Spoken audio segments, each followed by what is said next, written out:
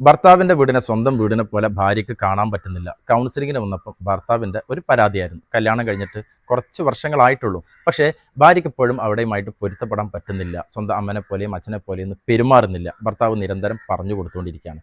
ഇത് പെട്ടെന്ന് അങ്ങോട്ട് സാധ്യമാകുന്ന ഒന്നല്ല. ഒരു സാഹചര്യത്തിൽ വർഷങ്ങളോളം വളർന്ന് ആ വീട്ടുകാരെയും അയൽപക്കക്കാരെയും കൂട്ടുകാരെയും ഒക്കെ ഉപേക്ഷിച്ചിട്ട് പുതിയൊരു ജീവിതത്തിലേക്ക് പുതിയൊരു സിസ്റ്റത്തിലേക്ക് കാലെടുത്ത് വെക്കുകയാണ് പെൺകുട്ടികൾ വിവാഹത്തിൽ. ആൺകുട്ടികൾക്ക് പലപ്പോഴും അവരുടെ എല്ലാ സംവിധാനവും അവിടെ തന്നെ നിലനിൽക്കുന്നുണ്ട്.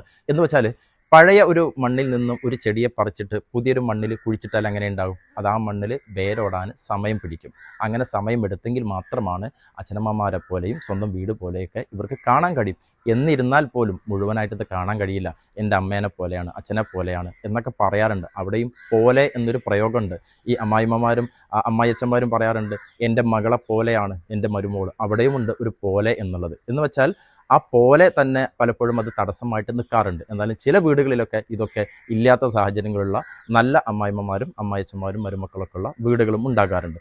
ഇവരുടെ വീട്ടിലുണ്ടായിരുന്ന സ്വാതന്ത്ര്യങ്ങളൊക്കെ കളഞ്ഞു കുളിച്ചിട്ട് ഇവർ വരുമ്പം ഇവിടെ ഇവർക്ക് സ്വാതന്ത്ര്യങ്ങൾ നഷ്ടപ്പെടുന്ന ഒരു അവസ്ഥ വരുന്നുണ്ട്. എന്ന് വെച്ചാൽ പഴയ അവരെന്തായിരുന്നു അതിനെ മുഴുവനായിട്ട് ഇവർക്ക് മാറ്റേണ്ടി വരികയാണ്, പുതിയതിലേക്ക് മാറേണ്ടി വരികയാണ്. ഇങ്ങനെ ഇവർ ഇഴുകിച്ചേരണമെങ്കിൽ ഭർത്താവും കൂടെ അതിനുള്ള സാഹചര്യം ഒരുക്കി കൊടുക്കണം. എന്നാലാണ് ഈ പറഞ്ഞതുപോലെ സ്വന്തം വീടായിട്ടും അച്ഛനമ്മമാരൊക്കെ ആയിട്ടും കാണാൻ പറ്റുള്ളൂ.